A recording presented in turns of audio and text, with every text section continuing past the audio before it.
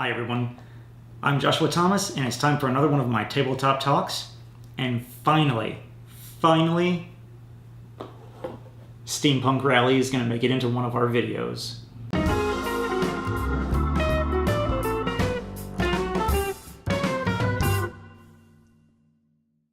Steampunk Rally was funded a few years ago on Kickstarter by Roxley Games, and it was also the first game that I ever funded on Kickstarter, and it was also one of the first times that I started getting into Kickstarter games.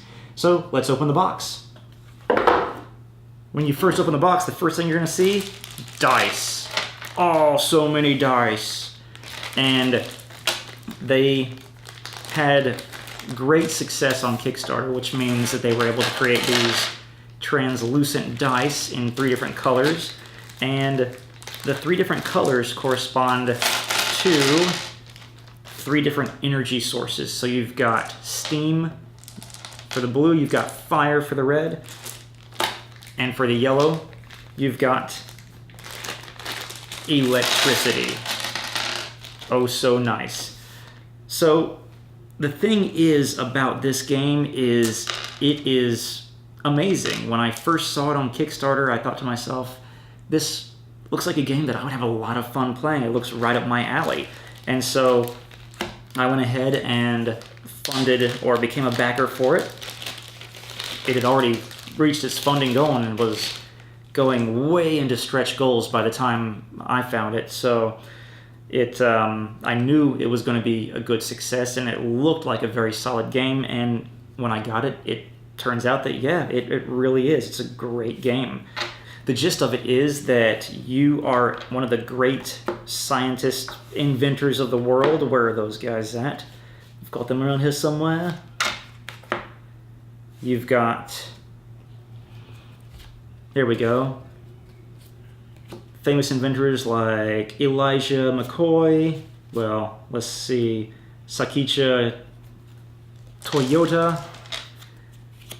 These were the guys that were added in the stretch goals. I don't know if they'll appear in the market version of the game.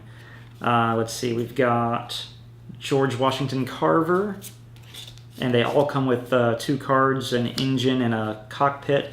Let's see, Ada Lovelace, she's a more well-known scientist. You've got Ferdinand von Zeppelin, so many more. Let me pull out some of the more famous ones. Thomas Edison. He's definitely one of Nikola Tesla's arch rivals. What have we got here? Hertha, the Wright brothers. I'm glad they added those guys to the game. And here we go, Nikola Tesla, the star of the game. He's right there. And then Madame Curie, Marie Curie. All right. So we've got all those pilots. They have their cockpit and some kind of engine to run their wacky racer. And they hook together with these half circles, or these connector valves, I think is what they're called. Just like that. And the great thing is you can just create these wacky racing machines based on the cards you get. You've got this damage dial that tracks whether you've got shielding or whether you're taking damage. The more damage you take, the more parts of your machine that you lose.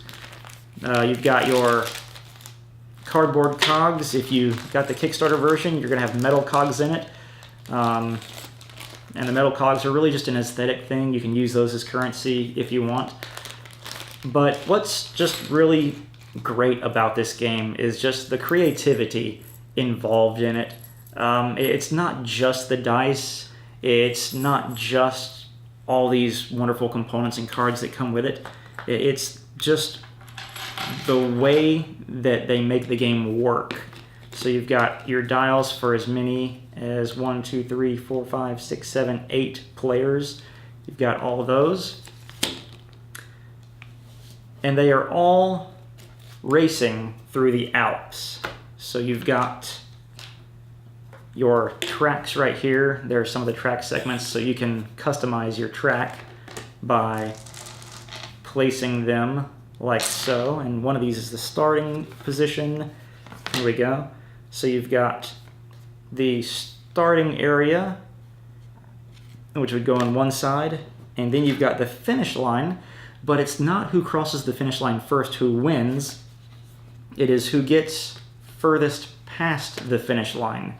So if you make it this far past the finish line and someone else makes it all the way over here, then the person who made it all the way to the end is going to be the true winner, even if you're the first across.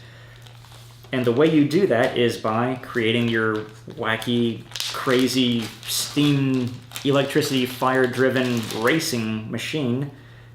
And you do that using all these cards. So you've got these gold cards, which are your propulsion systems. Like you've got rocket engines, which give you a lot of motion, but they also cause damage to your vehicle.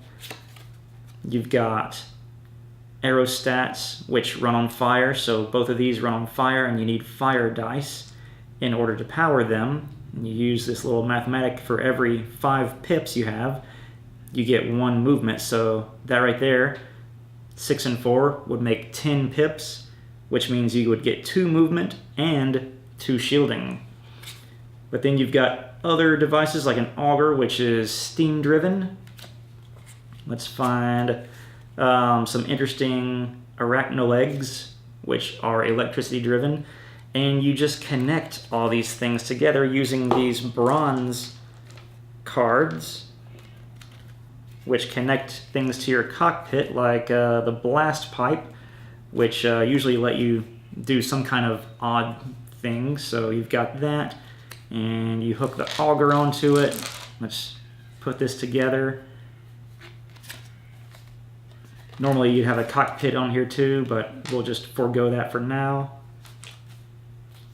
Let's put these together. Actually, let's just get these cards out of the way here. Move this track over. Oh, and on the back side is the aerodrome, which is an even harder map to fly. So you've got that, you've got the start for that, and everything else.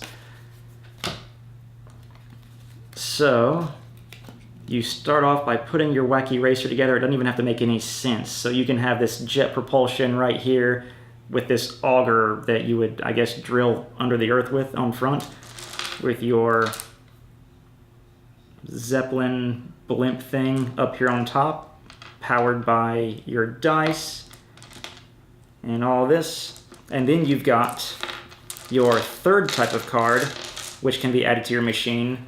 You've got gold, bronze, so you've got silver, and these silver cards generally transfer one type of energy to another. So in this one, it translates electricity into fire dice, and you can add those to your invention as well. So if I were to get electricity onto that, I would get 2 fire dice in return. And it's just the way that these machines work together in conjunction with your action cards that you can get, like mass ejection. You can damage your vehicle in order to get a major boost in acceleration. Maybe this would be a good finishing move across the finish line.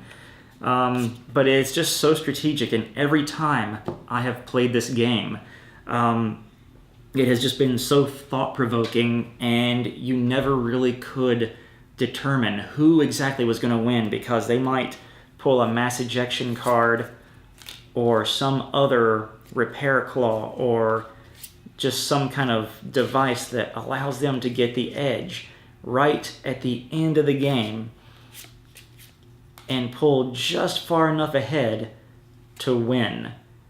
And it's every single round, everybody does everything simultaneously, so it's like this mad dash, but it also keeps the game short.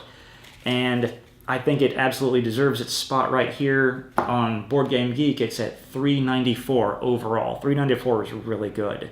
And this is definitely a game that if you haven't played it yet and you're really into those thought-provoking, build your own kind of creation, race across the Alps game with, well, lots of dice, then Steampunk Rally is a really good quality game for you. And Roxley Games just did an outstanding job, and like I said, they had a very successful Kickstarter. So that's what I think about Roxley Games Steampunk Rally. If you enjoyed this video, make sure you like and subscribe. Check out some of my other tabletop talks, and I hope you'll check out our other series that we have on Failroad Express. Thanks for watching. Hope you'll check out some of the links at the end of this video.